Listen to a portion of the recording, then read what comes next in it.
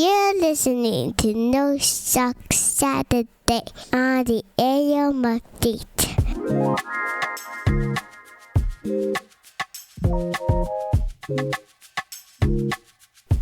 Back for another edition of No Suck Saturday, where the suckitude of news cycle, hopefully at least for 30 minutes or so on your Saturday morning, goes to die. I am Aaron, as always, joined by my beautiful wife, Bella, who had just a wonderful, smooth sailing, especially on the parenting front kind of week, especially today. Just no overstimulation whatsoever. Kids are constantly on their best behavior. They're keeping the volume and the noise levels down all the time. When I come in through the door, Abby is waiting for me with a flower in her hair. Ben is not, undressed. He's always got clothes on. And generally speaking, everything is just free and clear, especially this week. Right, Bella? Yeah, are you forgetting the part where I had on my noise-canceling headphones while they both were screaming in the background? Yes. Yeah, there was that. There was that moment. So with all that being said, how's it going? We're here. And we're happy to be here because it's No Suck Saturday, right? Woohoo. Okay, so we've got 5 stories we think objectively don't suck. Also, continuing on our study of C.S. Lewis's Mere Christianity, including the chapter that contains one of the most famous, longer quotes from C.S. Lewis in all of his writings. We'll get to that later, as well as our highlight of the week, as well as our question of the week. Let's start with our 5 stories we think objectively do not suck. We're going to begin last Sunday, where the Philadelphia Eagles were defeated by the San Francisco 49ers. Very disappointing season for the Eagles, even though they did make the playoffs. Disappointing game for sure. They lost in the first round of the playoffs, the wild card round, to San Francisco. They lost at home as well. This young Eagles fan had enough. Yes, this was a huge letdown. This was my Christmas present, and I got a loss. Oh, no. You probably would have rather had Cole, huh? Yeah, probably. I'm feeling two of two things. A, I want A.J. Brown packing his bags, and I want him somewhere else that is not here. I love you, A.J., but, you can't make those drops in that game. And I also want Kevin Patullo flipping burgers at, the local McDonald's or something. I don't care. Why do you say that? Whenever he's an offensive coordinator, it's like he's flipping burgers. One side, he's cooking. One half, he's cooking. And the other half is completely raw. As a kid, maybe 10 or 11 years old, maybe 11 or 12. Yeah. That would be really disappointing. If that was your Christmas gift, going to an Eagles playoff game, You're probably really hyped. Don't know if he's ever been to an Eagles game or a playoffs game before and just had a total letdown. But boy, he knew what to do. He would be a good general manager. It's time for the offensive coordinator to start flipping real burgers if you're going to, view your performance as a burger, cooking on one side, raw on the other, and then A.J. Brown, one superstar in the league. This kid wants him gonzo. So that's not necessarily a good news story. I just thought it was funny in general. It was a good metaphor. All right, so for mine, we're still working through the older stories, so sorry if everyone has already seen these, but this one it's about a month or so old, but this video has 2.9 million views, and you'll see why in a second. A wedding videographer captured a very special wedding moment where a bride's 90-year-old grandfather sang their favorite song as she walked down the aisle.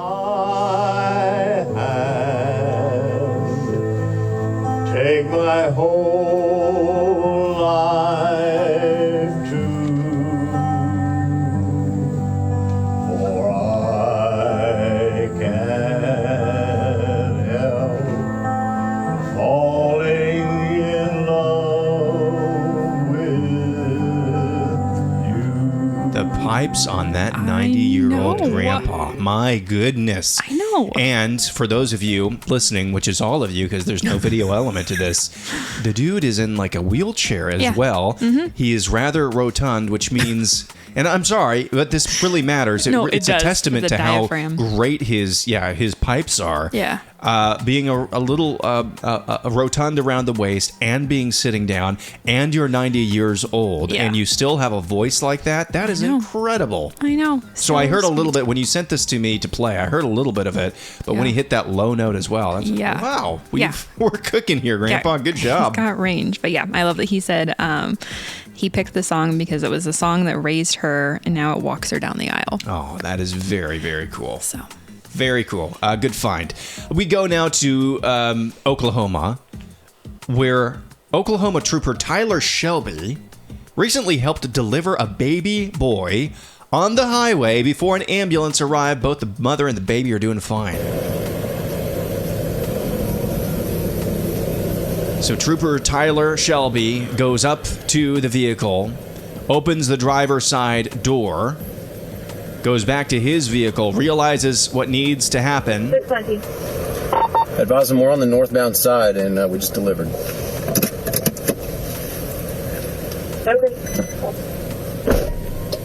So there he calls dispatch back, waits by the side of the road, by the car, where he just helped deliver a baby. While the ambulance shows up, they put the mom in a stretcher just to get her to the ambulance. And like I said, the mama and the baby boy, Finley, doing just fine. It's, again, you know, we talk about this all the time. You never know, if you're a cop, what you're going to do on any given day. Especially if you're a state trooper. You see everything. And credit to him for being Johnny on the spot, helping deliver that baby boy in a car. And it's not like it was an SUV either. This was like a small car. Very small little car. What's your next story? All right. So my next one is a news story that came out in early November, but I don't care. It's still interesting. So you might recognize the name RJ Mitte from Breaking Bad. Yeah. So he, for those of you who don't know, he played Walter White Jr. And on the show, he had cerebral palsy, and the actor that plays him in real life has cerebral palsy. He was diagnosed when he was 3 years old. And in this clip that we'll play, he talks about an organization that he has partnered with called Do Canines. And this organization trains assistance dogs for people with disabilities in Minnesota and Wisconsin, so not too far from us. And so he's just supporting the organization and helping highlight the amazing work that they're doing. But yeah, this clip is really, really cool. Cerebral palsy. I'm very lucky with my disability that I have worked very hard to have the mobility I have today. But I see in many people's lives, they don't get the same opportunities. You might recognize actor RJ Mitte from the hit show Breaking Bad. He stopped by New Hope Wednesday to announce his partnership with Do Canines. Tucker was also there to demonstrate what he has learned over the 3-year training process. He helped out his new owner, Tiff. That's not just someone picking a phone up off the ground. That's navigating a risk of falling out of your chair, of falling on the floor, of being immobile, and not having someone check on you. Do Canines has provided over 900 assistance dogs to people with disabilities to date. Cerebral palsy is one of many different disabilities that these animals help with. And we all find different challenges, but I think Do Canine, with their awareness, their understanding of people, and their ability to look ahead to the future is truly remarkable. That is very cool. Yeah. That is really cool. Man's best friend. That's what my next story is going to be like, or be about, because we all know that dogs are the real blue meth. Huh? Blue meth from Breaking Bad. I watched one season. Is that the good stuff? That's the good stuff. No. Okay. No, that's a really cool story. And I had no idea what RJ Mitte was up to nowadays. Yeah. And he's in the headlines for the right reason, at least for that story. He is still acting too. Is he? I stalked him on Wikipedia because I was curious. Interesting. And yeah, he's actually doing a lot of work with getting more actors that have disabilities and helping them get involved in the industry. And, well, that is just a dude who is magnanimous and, might I say, charitable in his work, which is something we're going to be talking about later. Yeah. Let's go to this one. Finally, on our Saturday rundown of 5 stories that don't suck. Firefighters came to the rescue of a 3-month-old puppy who managed to get itself stuck in a narrow crevice between 2 large rocks in Ramona, California.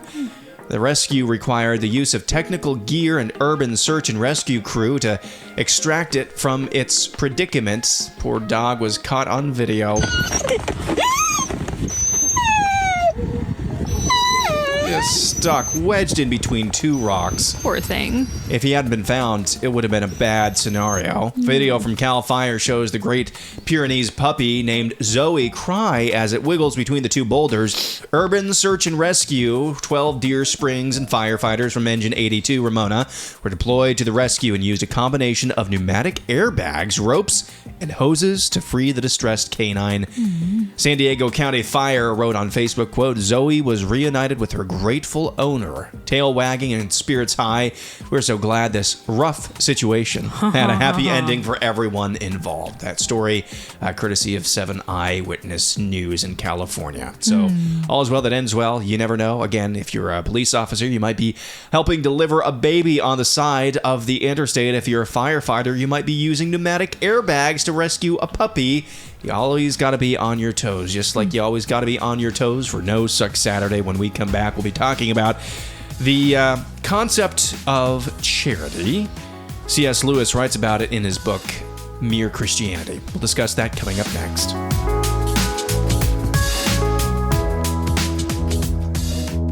This is No Suck Saturday. We'll be right back. Good and evil both increase at compound interest. That's why the little decisions you and I make every day are of such infinite importance. The smallest good act today is the capture of a strategic point from which, a few months later, you may be able to go on to victories you never dreamed of. Apparent trivial indulgence in lust or anger today is the loss of a ridge or railway line or bridgehead from which the enemy may launch an attack otherwise impossible. That is an excerpt from the chapter on charity in Book 3 in C.S. Lewis's Mere Christianity. It's one of the more famous long-form quotes from C.S. Lewis and perhaps in his entire published works. The notion of compound interest when it comes to good works and falling for temptations from the enemy. And it's the subject, charity is the subject of this week's book study. Bella, let's start here with question number 1, and I'll take this. Going against the flow of our cultural concept of love, Lewis writes that love isn't a feeling, but an action. What do you think about this? Well, I think this is directly in line with Scripture. Directly in line with Scripture. Now, the cultural concept of love is that it's just a feeling. Well, the problem with feelings is feelings can be, and very often are, fleeting, and probably fleeting sooner than you would like to admit, and sooner than maybe you realize. That is the cultural concept of love, and it's not unique to our culture. It's not unique to even the modern world, but that's just the reality of the situation. The Christian concept of love is that it is a motivation. Well, motivation, what does that mean? It's kind of evoking the language, and it really very much means provoking to action. Action. Love is an action. It is not a feeling. Love is a motivation. Love is what you do because you love God. And how do you know that you're loving God? You're keeping His commandments, and you're keeping His word. You're keeping the law. In Romans 13, Paul talks about not having a debt to anyone. And he's not talking about, going into debt. He's talking about the one debt, the motivation that we have to actually do right on something that has been done for us or something that has been given to us. The one debt that Paul is talking about is the debt that we owe to our Savior. And he says in verse 9 of chapter 13, the commandments, you shall not commit adultery, you shall not murder, you shall not steal, you shall not covet, and whatever other command there may be are summed up in this one command: love your neighbor as yourself. Love does no harm to a neighbor. Therefore, love is the fulfillment of the law. Now, what is the law? The two tablets. On the one tablet, and there are different interpretations of this, but the most broadly embraced, I'm not going to say accepted because that sounds more academic, and I don't mean this to be academic, but the more embraced kind of view of the law, the 10 Commandments, is that on the one tablet, the first tablet, it's our vertical relationship with God. On the second tablet, it's our horizontal relationship with other people.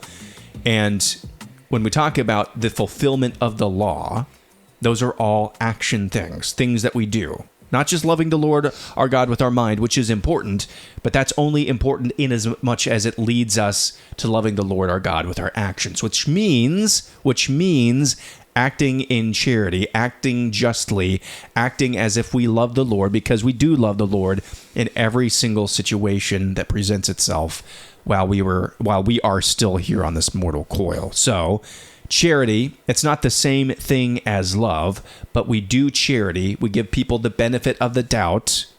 We give people who we might otherwise hate the time of day because we truly love them. We could just, maybe one of the most hateful things that you could do is completely dismiss someone out of hand, even though that person might really deserve it. I think one of the most hateful things that you could do is just completely dismiss somebody because you might not ever be able to be a light in that person's life. Charity, up to a certain point, there's always times where Christ tells his disciples, kick the dust off your sandals and move on. But charity is the way to go for everyone, not just between believers, but the believer and the unbelieving world as well. Let's do another question here. Question is this: how does Lewis's definition of Christian love make our responsibility to love our neighbor both easier and more difficult?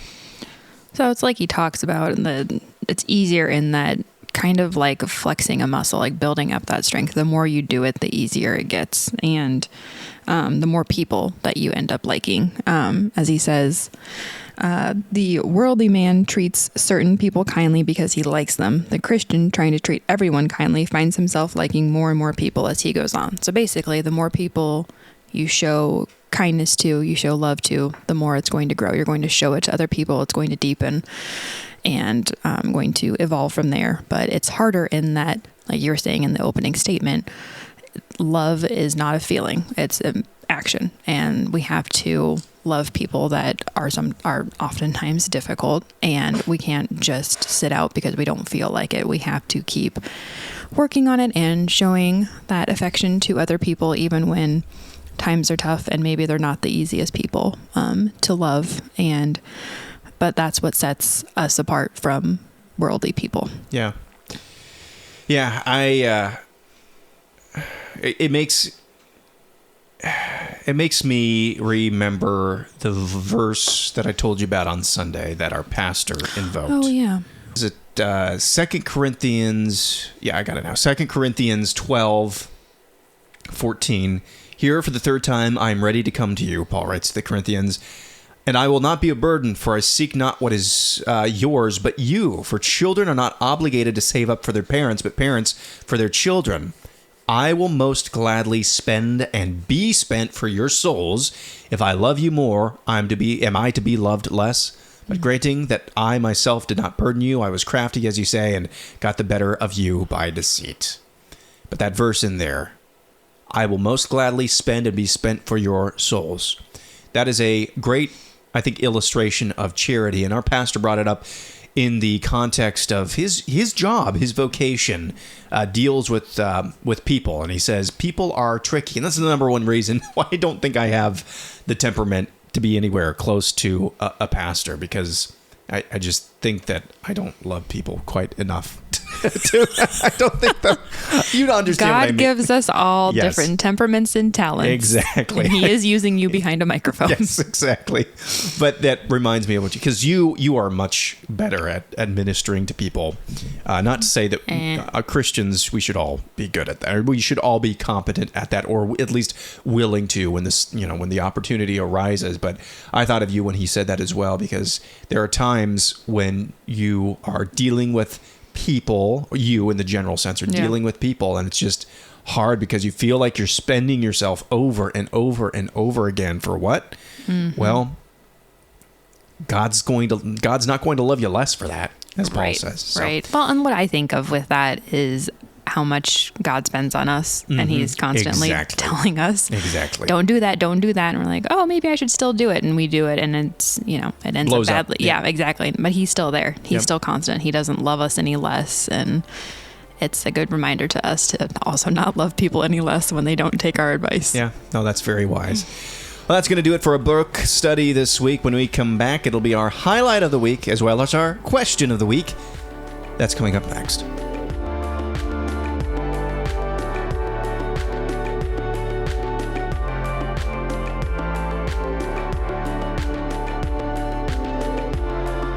Back for one final segment on No Suck Saturday. It's time for our highlights of the week. Bella, I will begin. Highlight of the week this week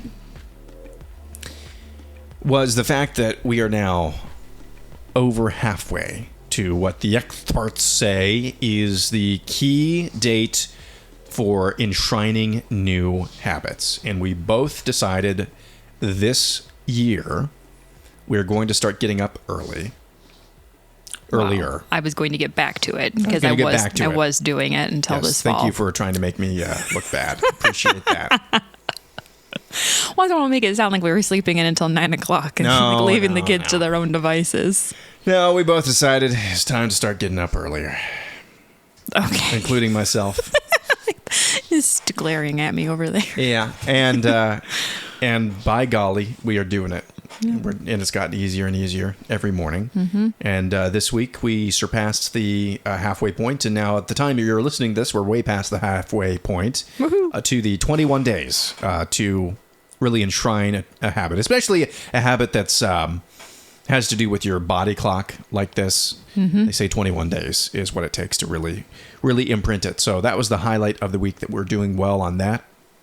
An alarm goes off every morning and I just roll over and say, rise and grind, right in your ear. It's true. Yeah. And now you taught Ben to say it. Wise and grind, Mama. He likes to come down when I'm finishing my workout and go, Mama, did you wise and grind? Yes, I did, Ben. That's why I'm lifting weights right now. Thank you. So that's my highlight. What about you? My highlight is that this year, speaking of goals, I set a goal. I'm a big reader, as I've talked about before, but I decided that this year I wanted to commit to reading some more classic novels because I kind of read a little bit of everything. Nonfiction, fiction. I'm not super picky, but I just wanted to get back to my AP literature roots. And so I've made a list of, I think, 20 classic novels I'm hoping to read this year, and I just finished my first one. It was To Kill a Mockingbird. I'd never read it before, which I don't know how I made it this long without reading, but I really enjoyed it. It was really good, and it was good for me to kind of read something that's obviously written at a little bit higher level, and just made me like slow down a little bit and pause. And yeah, I really, really enjoyed it. I think it was a good exercise for my brain, and now I'm reading a kind of silly fiction book, and it's just very interesting how I can space out with this book and still know what's going on, and with the classic book not so much. So I think this is going to be a good goal for my brain. When people say they're prolific at something, usually they're not prolific. They're not. When you're prolific you're prolific. A prolific author. Yeah. Most authors are really not prolific. A prolific baker. No. You are a prolific reader, though. You excel at reading. You read 112 books last year? Something like that. 112, 113. Yeah. So it's interesting as well, is that, you read all of this in 1 year, and you're not just skim reading. You're not just skipping pages. You read the whole thing. You're a fast reader. Yeah. You're trying to expand your horizons as well. Keep the goals interesting. So that's really cool. Thanks. All right, let's get to our question of the week. Bella, you have that ready to go. I do. All right. Our random question of the week is, what was the last song you had stuck in your head? Let's see. That's a hard one because a lot of songs get stuck in my head. I thought this would be easy for you because, like you said, you always have a song stuck in your head. Well, it's harder because there's so many songs stuck in my head.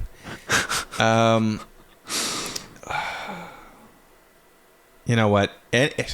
So we got the Tony box. Yes. We talked about that last week. Yes. Ben has the Lion King, the Simba thing, and so whenever bada bing, bada boom, That always gets stuck in my head. It's a beautiful song. Yeah. The worldview and the lyrics are really dark, though. Terrible. So, Terrible. fortunately, he's so young, he doesn't understand what's being said. When he gets older, we'll have a conversation about that. It's very, very, and not that there's any, oh my gosh, that's going to sound way too overtly racist, and it's not. It's very African in its worldview. Yes. Not talking about skin color. I'm talking about spiritually. culture, The yeah, culture. yeah, and the And it's spiritual. not all cultures are equal. So anyway, this is No Suck Saturday. It was your what song gets you what song gets stuck in your head?